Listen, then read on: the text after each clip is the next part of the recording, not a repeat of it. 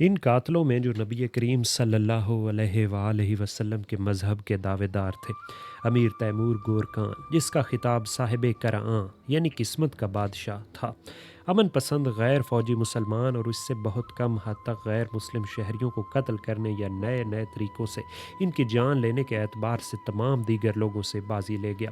یہ ایک حقیقت تھی کہ اپنے 36 سالہ دور حکومت یعنی 1370 سے 1405 عیسوی، جو بے مثل عسکری اور سیاسی کامیابی اور عالمگیر قتل اور خونریزی کی خصوصیات کی حامل تھی، جس کے بعد تیمور ایک ذہنی کرب کے ساتھ اپنے کیفر کردار کو پہنچا، کیونکہ اس قسم کے جرائم اسلام یا کسی دوسرے مذہب کے مطابق محض پچھتاوے اور مجرم کی عبادتوں کی بنیاد پر معاف نہیں کیے جا سکتے۔ مزید یہ کہ ان ممالک میں جہاں اس نے غارت گری مچائی، خاص طور پر عربی سرزمینیں جہاں اسے غیر مسلم بد تینت، وحشی اور جہنمی سمجھا گیا، اس کی موت پر نہ صرف یہ کہ سکون اور عافیت کی ٹھنڈی سانسیں لی گئی بلکہ مرحوم ظالم حکمران کو ببانگ دہل بددعائیں بھی دی گئی۔ یہ بات عیاں تھیں کہ ان بددعاؤں کا ایک بڑا حصہ عربوں کی تاریخی ادب میں شامل ہو جائے گا اور تیمور کو ہمیشہ کے لیے مطعون قرار دیا جائے گا۔ اسی اثنا میں تیموری مملکت کا خاتمہ ہو گیا اور ہرات، فارس، ماورا النہر اور کابل کی چھوٹی چھوٹی سلطنتیں ہی باقی بچیں۔ تیمور نے اپنی موت کے وقت تب 36 اخلاف چھوڑے تھے۔ اس کا خاندان افزائش کی نمایاں طاقت کا حامل تھا، تاہم تیموری شہزادے ایک دوسرے کو قتل کرتے رہے اور ایک دوسرے کے سر اتارتے رہے۔ ان خاص اسباب کا انکشاف مشکل نہیں جنہوں نے تیمور کی کامیابی ممکن بنائی۔ کوئی ایسی بڑی علاقائی حکومت نہ تھی جو اس کا مقابلہ کر سکے، لہٰذا چھوٹے چھوٹے مقامی حکمرانوں کو یکے بعد دیگرے زیر کر سکتا تھا، اور ان لوگوں کے درمیان اتحاد کا ذرا برابر بھی اندیشہ نہ تھا۔ دوم یہ کہ اعلیٰ معیار کے تربیت یافتہ سپاہیوں کو کسی بھی تعداد میں حاصل کیا جا سکتا تھا۔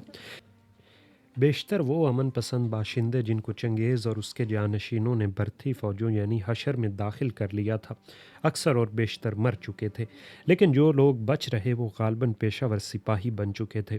بہرحال تیمور کی برتی کرنے والے افسران کو ایک ایسے سپاہیوں کی جن کی اسے ایک متعینہ مدت کے لیے ضرورت تھی حاصل کر لینے میں کوئی مشکل درپیش نہ تھی۔ یہ بات طے تھی کہ اس چھوٹی یا بڑی مدت میں وہ اتنا مال غنیمت حاصل کر لیں گے جو ان کی بقیہ زندگی کے لیے کافی ہوگا، اور تیمور اس بات سے اچھی طرح واقف تھا کہ اگر اس کے سپاہیوں کو ان کی ضرورت بھر مال غنیمت حاصل نہ ہو سکا تو آئندہ اسے فوجی آسانی سے نہ مل سکیں گے۔ سوم یہ کہ ان ممالک میں جن کو منگولوں نے فتح کر لیا، یعنی ماورا النہر، ایران اور عراق، وہاں ایک منگول حکمران طبقہ قائم کر دیا گیا تھا۔ یہ طبقہ رسماً اسلام کی طرف جھک گیا تھا، لیکن اہم معاملات میں وہ اب بھی منگول روایات پر قائم تھا، جن میں وسیع پیمانوں پر قتل عام کی نہ صرف اجازت تھی بلکہ اس کی حوصلہ افزائی اور ستائش بھی تھی۔ اگر چنگیز سے قبل کوئی مسلمان حکمران ان شہروں کی مکمل تباہی کا حکم دیتا جو صدیوں تک مسلم تمدن اور صنعت کا مرکز رہے تھے تو اس کو پاگل سمجھا جاتا، سپاہیوں کے ذریعے اس کی نافرمانی کی جاتی، اپنے افسران کے ذریعے اسے معزول کر دیا جاتا اور قتل بھی کر دیا جاتا، لیکن چنگیز نے امن پسند شہری باشندوں کے قتل عام کی روایت قائم کر دی تھی، اور تیمور اس روایت کو قائم رکھنے میں کامیاب ہو گیا۔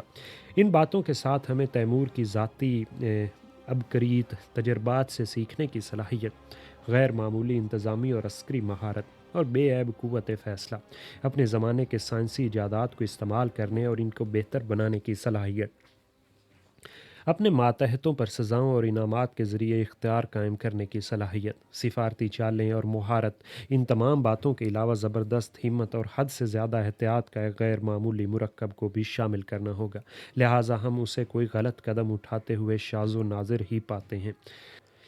ظاہر ہے کہ تیمور کے جیسے کارنامے جو 46 سال کی مسلسل جدوجہد کا نتیجہ تھے، محض ایک ایسے ہی شخص کے لیے ممکن ہو سکتے تھے جسے بہترین صحت، بھرپور جسمانی طاقت اور ایک ایسا جسمانی ڈھانچہ بخشا گیا ہو جو ان تمام آزمائشوں کا مقابلہ کر سکے جن کا اسے مسلسل مہارت میں متحمل ہونا پڑتا تھا۔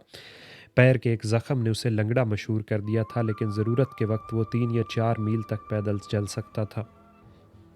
ہم اسے بارہا مسلسل 24 گھنٹے سواری کرتے ہوئے اور خود کو سرکاری کاغذات میں یا گھوڑے کی پیٹھ پر پوری رات جاگنے کے بعد کسی محاصرہ یا جنگ کے انتظامات کرتے ہوئے پاتے ہیں۔ جلال الدین منک برنی کی طرح ذاتی مقابلوں کے سلسلے میں اس کو کوئی شہرت نہ ہوئی۔ لیکن ایک مساوی حیثیت کے ترکی مخالف نے جب اسے ڈوئل کے لیے چیلنج کیا تو اس نے اسے قبول کرنے میں کوئی تعامل نہ کیا۔ تیمور کے کردار کا المیہ یہ حقیقت تھی کہ محض ذاتی حب اور جاہ سے بڑھ کر اس کا کوئی دوسرا اصول نہ تھا۔ یہ خیال کہ خدا نے اسے دنیا پر حکمرانی کے لیے منتخب کیا ہے اس کے ذہن میں اس کے تخت نشینی کے کچھ دنوں بعد آیا، لیکن واضح طور پر یہ چنگیز کی ایک میراث تھی۔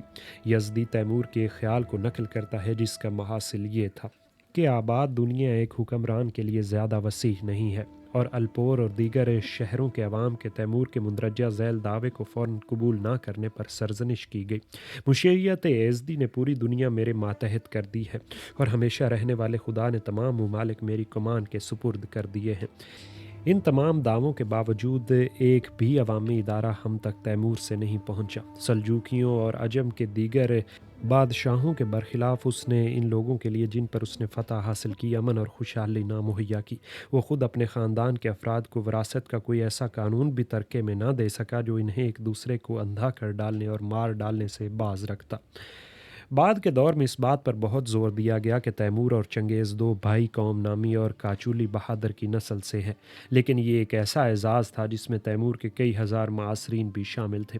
یہ دعویٰ بھی کیا جاتا ہے کہ تیمور چغتائی کے وزیر کراچار نوحان کی نسل سے تھا، لیکن کش اور کرشی کی حکومت اس کے ہم جدی خاندان کے ہاتھوں میں چلی گئی تھی جو اس کے چچا حاجی برلاس کی نسل سے تعلق رکھتا تھا۔ تیمور کے باپ تراغائی اور اس کے دادا اتکل نے اپنی زندگیاں ایک متمول درمیانی طبقے کے حالات میں بسر کی تھیں، لیکن وہ کوئی سرکاری رتبہ کے حامل نہ تھے۔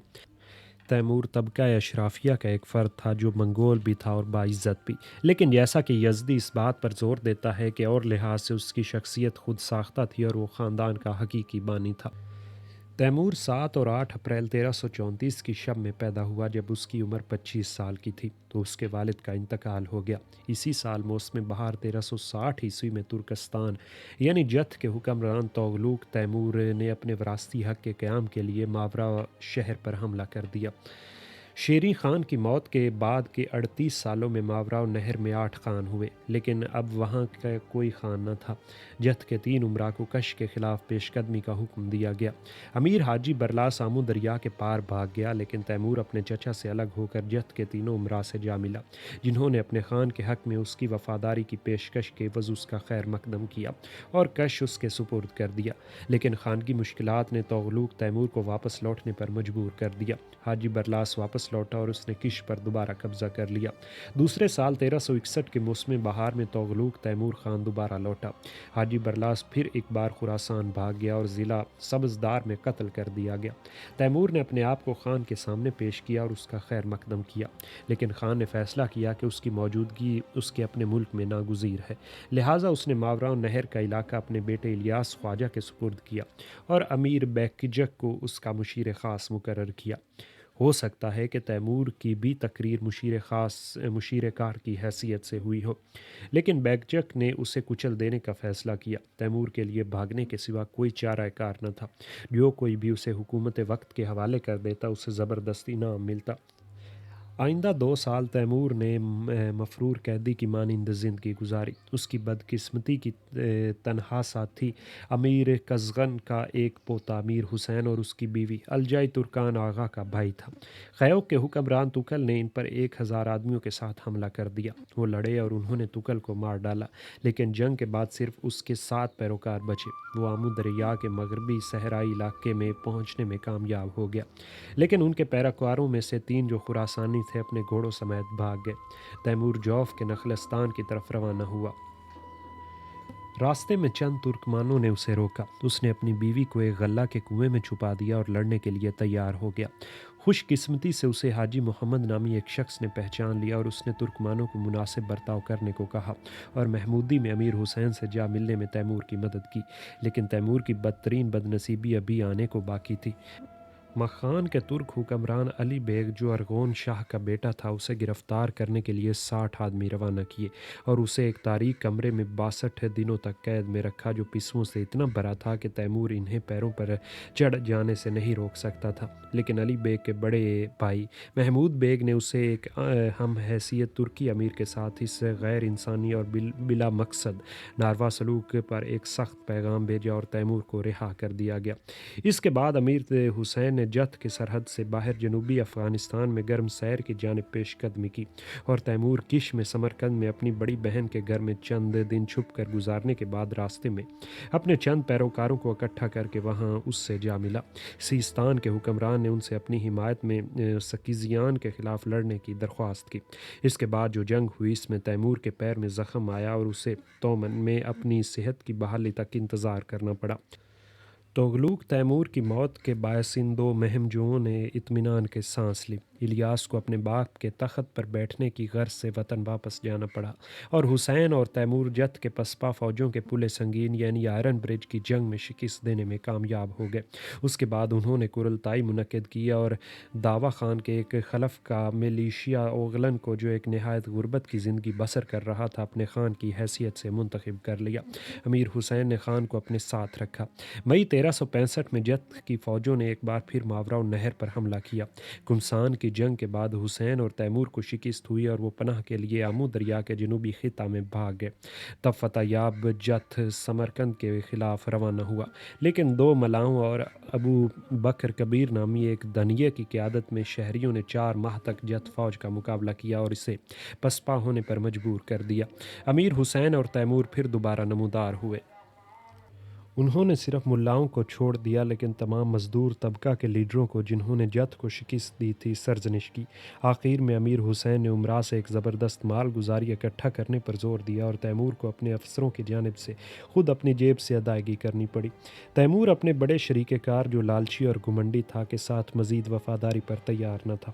اس نے اپنے ساتھی امراء سے رابطہ قائم کیا جنہوں نے اسے حسین سے لڑنے کا مشورہ دیا، لیکن جب یہ بات ایک کھلے تصادم تک پہنچی تو وہ اس کے خلاف ہوئے۔ نتیجتاً پورے ماوراء نہر پر امیر حسین کا اقتدار مستحکم ہو گیا اور تیمور کو آمو دریا کے مشرقی صحرا میں بھاگنا پڑا۔ اسے مزید 2 سالوں تک ایسی مصیبتوں اور اسرت کا سامنا کرنا پڑا جس سے وہ اس سے قبل واقف نہ تھا۔ اس پریشان حالی کے دوران اس نے 243 آدمیوں کے ساتھ کرشی، جس کے دفاع میں 20,000 سپاہی تھے، پر قبضہ کر کے دوستوں اور دشمنوں کو حیرت میں ڈال دیا۔ اس کارنامے کی اہمیت محض اپنے اخلاقی اثر کی بنا پر تھی، کیونکہ جب امیر حسین پوری طاقت کے ساتھ بڑھا تو تیمور کو سیر دریا کے پار بھاگ جانا پڑا۔